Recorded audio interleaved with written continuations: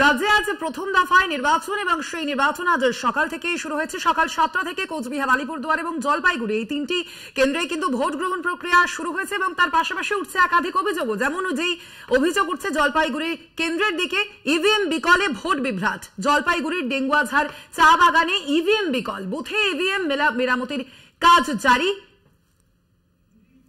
এ বিষয়ে আমরা আরো বিস্তারিত জানবো। ফোন লাইনে রয়েছেন আমাদের প্রতিনিধি সুজিত দে। সুজিত, কি অভিযোগ উঠছে?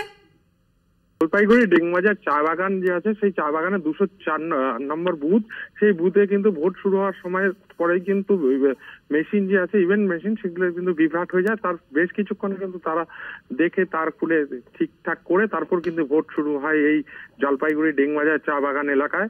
যে 204 নম্বর বুথ, সেই 204 নম্বর বুথে কিন্তু ভোট এখন শুরু হয়েছে। বেশ কিছুক্ষণ কিন্তু বন্ধ ছিল, তারপরেই কিন্তু মেশিন বিভ্রাটের কারণে তারপরেই কিন্তু ভোট শুরু হয়ে যায়। ধন্যবাদ তোমায়। আমরা কথা বললাম, আমাদের প্রতিনিধি সুজিত দে ছিলেন আমাদের সঙ্গে ফোন লাইনে।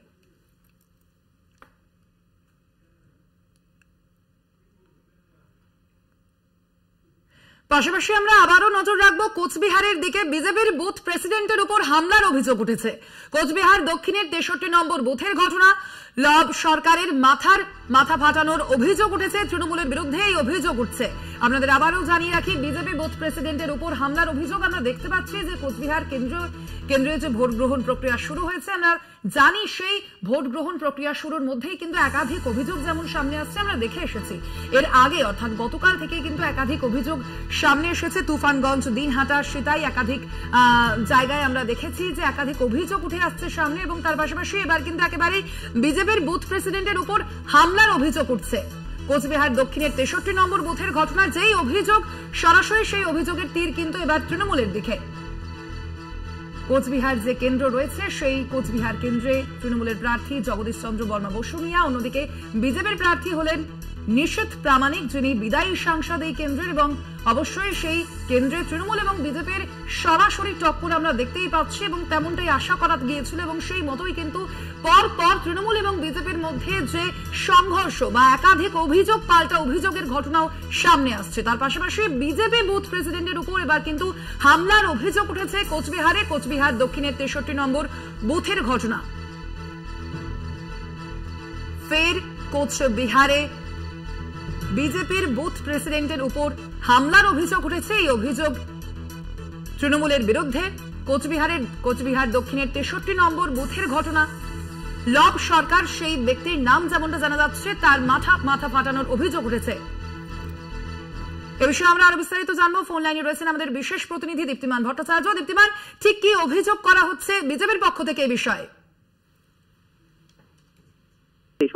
কুচবিহার দক্ষিণ যে বিধানসভা কেন্দ্র রয়েছে সেখানে বুথ এজেন্টকে মারা হয়েছে, মারধর করা হয়েছে এবং তার মাথা ফাটিয়ে দেওয়া হয়েছে। এই অভিযোগ কিন্তু সকালে করা হয়েছে, আর্লি আওয়ারে করা হয়েছে এবং যে অভিযোগটি কিন্তু করে তারা কিন্তু একটা জিনিস স্পষ্ট বলেছেন যে কুচবিহার দক্ষিণের বেশ কয়েকটি জায়গায়, শুধু এই 63 নম্বর বুথ নয়, তার আশেপাশে আরো কয়েকটি বুথ নিয়েও তারা এই কুচবিহার দক্ষিণ বিধানসভা কেন্দ্রের তারা অভিযোগ করেছেন এবং সেখানে তারা একটা বিষয় স্পষ্ট করে দিয়েছেন যে আরেকটা বুথ রয়েছে সেখানে কিন্তু ভোটারদের ভেতরে ঢুকতে দেওয়া হচ্ছে না, সেখানে তাদেরকে আটকে দেওয়া হচ্ছে। এই বিষয়গুলো নিয়ে কিন্তু তারা 3টে অভিযোগ এখনো পর্যন্ত নির্বাচন কমিশনে জমা করেছে। স্বর্ণালী, ধন্যবাদ তোমাকে। আমরা কথা বললাম, আমাদের বিশেষ প্রতিনিধি দীপ্তিমান ভট্টাচার্য ছিলেন ফোন লাইনে।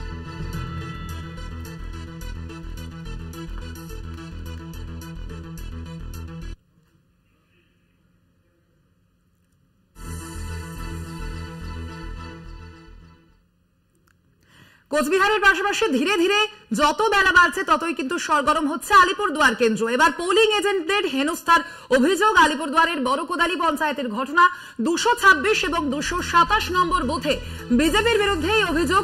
নির্বিকার কেন্দ্রীয় বাহিনী, এমনটাই অভিযোগ করা হয়েছে তৃণমূলের পক্ষ থেকে। আলিপুরদুয়ার কেন্দ্রে কিন্তু আবারও অভিযোগ করা হচ্ছে এবং আলিপুরদুয়ারের বড়কোদালি পঞ্চায়েতের ঘটনা, যেখানে অভিযোগ যে উঠছে পোলিং এজেন্টদের হেনস্থার অভিযোগ উঠেছে। আলিপুরদুয়ারের বড়কোদালি পঞ্চায়েতের ঘটনা। 226 এবং 227 নম্বর বুথে বিজেপির বিরুদ্ধে এই অভিযোগ উঠেছে। পাশাপাশি নির্বিকার কেন্দ্রীয় বাহিনী, এমনটাই অভিযোগ করা হচ্ছে তৃণমূলের পক্ষ থেকে।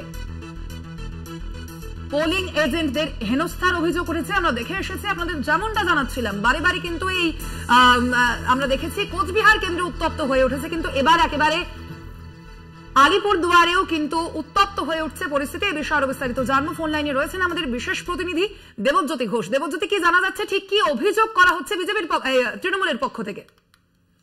আলিপুরের বড় কোতালিতে বুথ দখলের অভিযোগ ভারতীয় জনতা পার্টির পক্ষ থেকে, তৃণমূল কংগ্রেসের পক্ষ থেকে ইতিমধ্যে কিন্তু ইলেকশন কমিশনকে অভিযোগ জানানো হয়েছে।